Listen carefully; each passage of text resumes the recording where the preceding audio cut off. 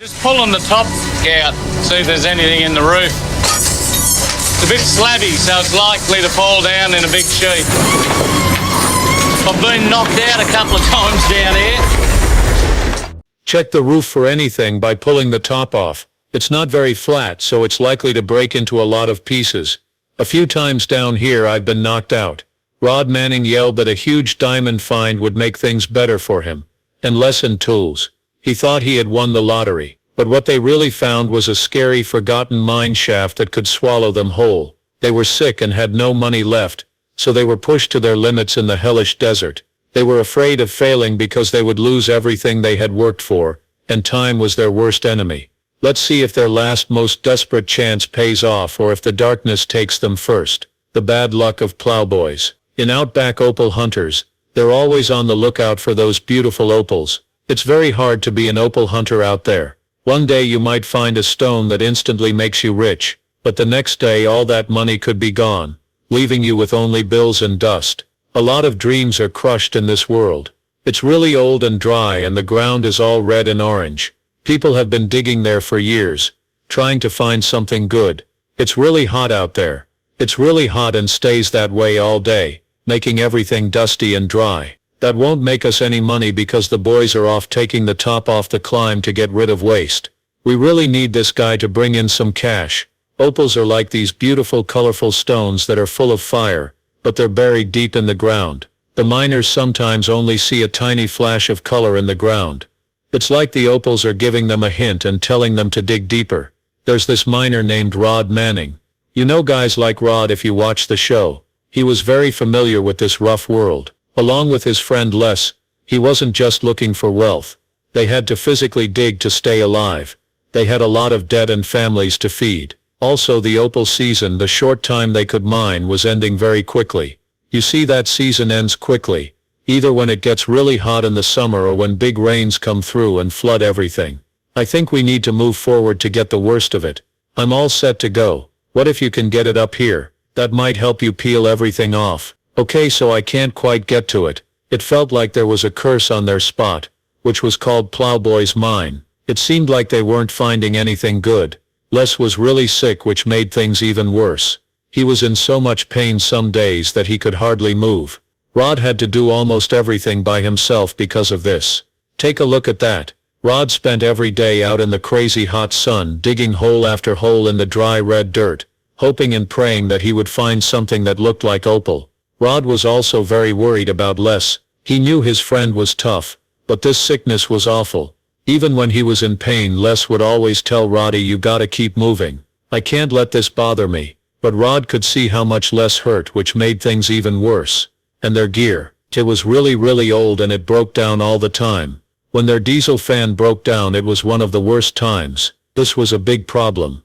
The fan is a very important machine. The big machine pulls all the dirt and bad air out of the tubes they dig through the ground. They couldn't work because they couldn't breathe down there without it. Rod said it himself, and it's true. We don't have a mine if we don't have one. But you can't just run to the store for extra parts when you're in the middle of nowhere. That they lost more time, money and hope every time something broke. It was a bad dream. Oh my God, Brad, that would have given you a headache. But I didn't think so. Of course. I'd rather look at it on the ground than take it. We would have been hit by that. It would get Rod's hands cut up and dirty as he worked for hours or even days to fix broken belts or engines that wouldn't start. Rod felt like he was stuck in a trap he couldn't get out of because he knew that every time he changed something he wasn't finding opal. It looked like 2 more problems would appear out of nowhere every time he fixed one. The worst part was that the opal season was almost over, but they hadn't found much opal. At the thought of going home with nothing after all that hard work, it broke his heart. He thought about telling Les and his family that it was all for nothing.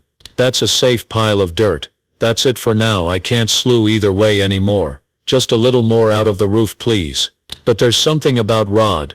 There was no way he would have given up.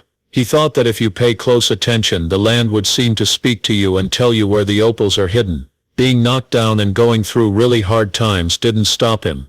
He had a stubborn streak that wouldn't go away. He looked at the land in a unique way. He didn't just dig holes anywhere. He would look at the rocks, the cracks in the ground, and the color of the dirt. What miners call fault lines were always on his mind. These look like tiny holes or cracks in the ground where water and a mineral called silica used to run millions of years ago, and that's where opals like to grow. So Rod started to pay very close attention to a spot at Plowboys where he saw two of these fault lines meet. This might be it. To keep his dreams from getting too high, he thought to himself, it looked like the rock cracks were real. It looked like the right kind of dirt. It was even possible for him to see some potch. Potch is like an ordinary dull type of diamond that isn't worth anything. But sometimes finding potch means that the good bright stuff is close by. It's a little hint. We just made it. It's possible that this is really good. I scraped this area, hit this seam and saw it fall. Then he saw it one very hot afternoon when the sun was really shining. A tiny bit of color in a rock he had just dug up.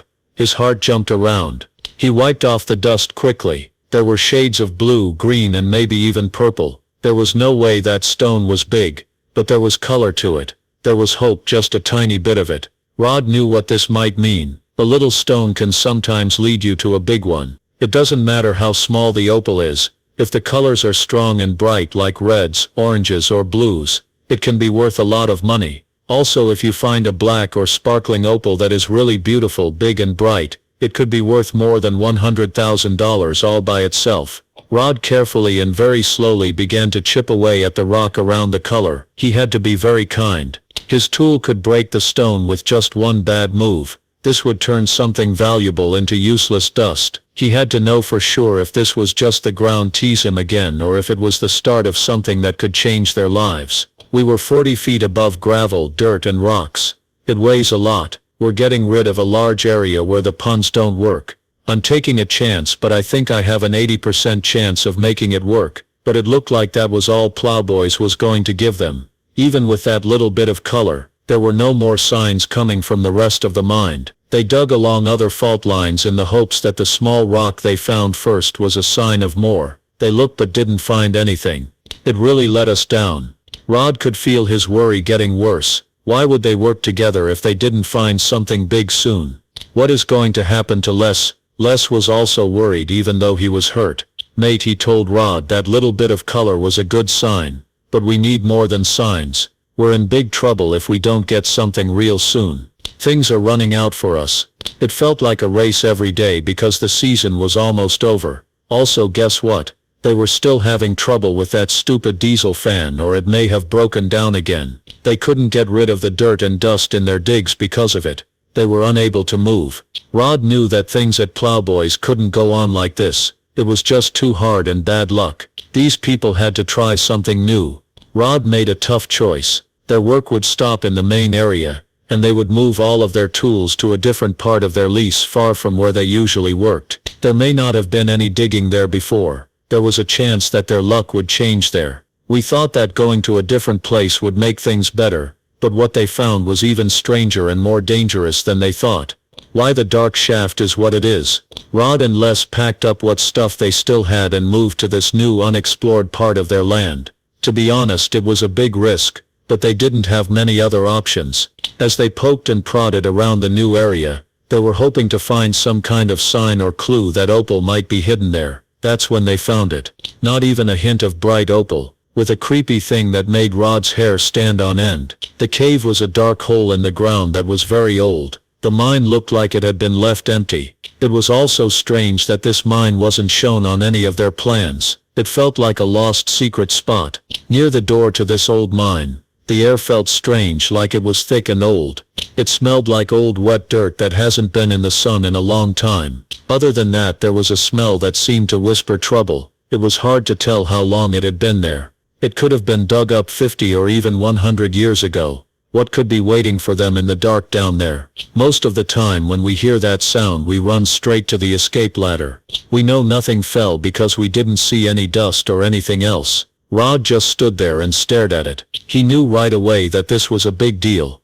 Leaving mines open is not a joke. They're known for being very dangerous. The old wooden beams that the first miners may have used to hold up the roof may be rotting and ready to break at any touch, locking anyone inside. It's possible that the tunnel walls aren't strong enough and could give way at any time. Then there were all the other creepy things to worry about. There are big deadly snakes looking for a cool, dark place to hide. or huge spiders making webs that go through the tube. It could be even worse down there. The air could be bad. In that air there is either not enough oxygen or a lot of dangerous gases. It's something you can't see or smell, but it can knock you out before you even know what's wrong. And this tunnel, this hole in the ground, looked like it had been shut off from the rest of the world for a very long time. What did they think was going on down there? That is, until Rod had a very small thought. What if this scary tunnel was their last chance? What if this fixed everything? Who dug this tunnel a very, very long time ago? What if they had missed a big area of stunning opal? They might have had to leave quickly if they left behind a wonderful prize. There was a lot of stress. The opal season was almost over. They didn't have any money and Les was still sick. It's possible that this dark and scary hole was their only chance left. I'd like to move forward and get a better look at that roof before we clean it up. My roof is one of my favorite things about it. No more rocks falling on me. Rod Manning got a chill when he saw that dark, forgotten shaft. It was very different from the dry, sweltering heat that was beating down on the desert like a hammer. It wasn't just another dig spot. This was not like that. Something very old.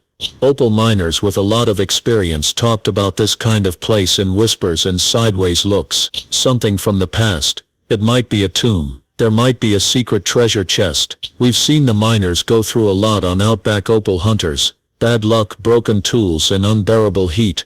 But this was a lot more dangerous. Such a hole hasn't been mapped or named. Made every danger 100 times worse. Rod looked into the pitch-black void.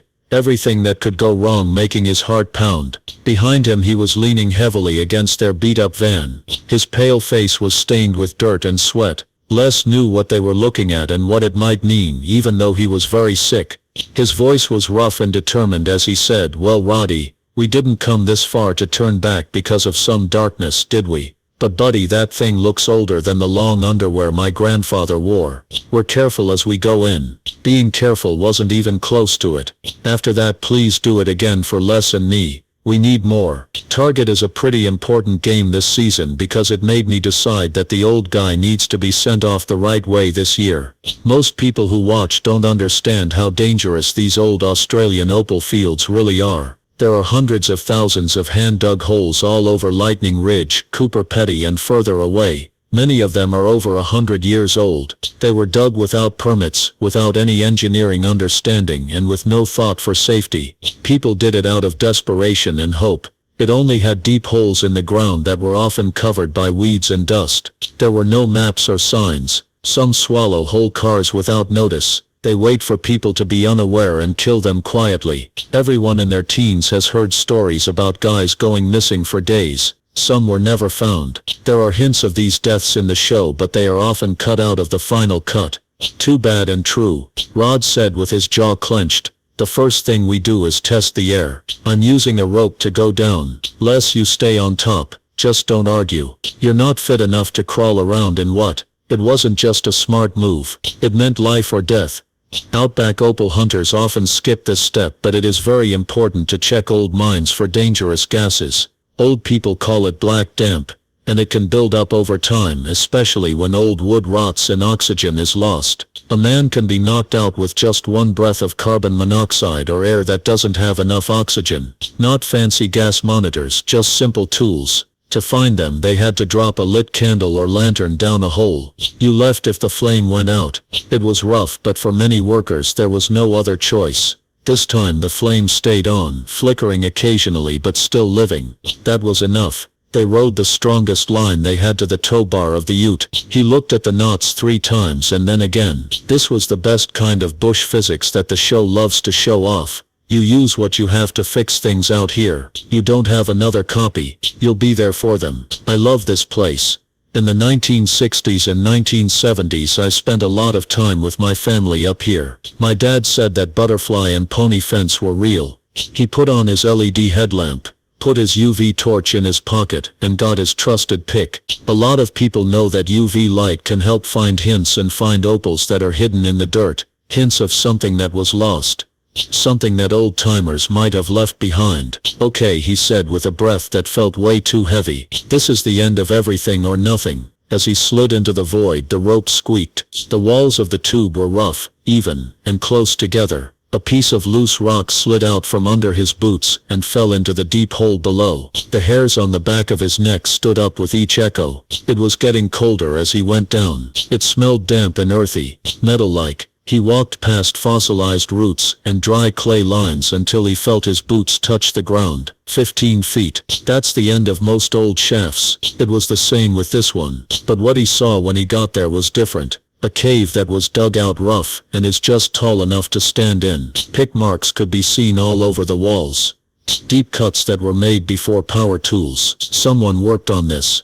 Rod whispered to Les, and Les could hear him over the radio. This isn't a rabbit hole. His light danced across the room and lit up piles of unwanted mullet. He then saw it, a piece of rotting wood that had fallen over in a corner. It looked like an old bucket or maybe a part of a windlass. It was too old to tell, but it was screaming history. It had been decades since anyone had been down here. Rod got down on his knees and brushed off the dirt. Some of this stuff is pretty hard.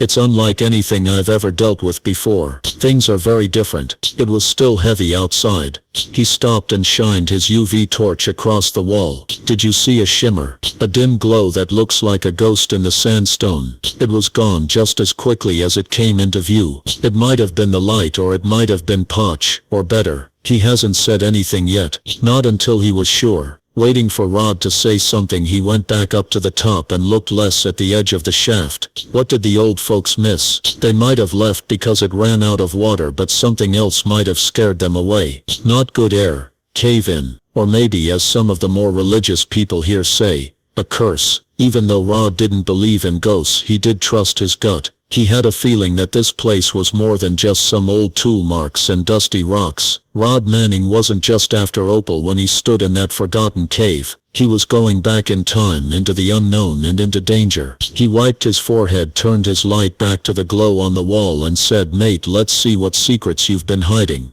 Les got a tighter hold on the line above ground, ready to pull if something went wrong. The shaft had been lost for a long time. It was awake again, was putting everything at risk for a maybe worth it. Tell us. Click the like button and sign up for more.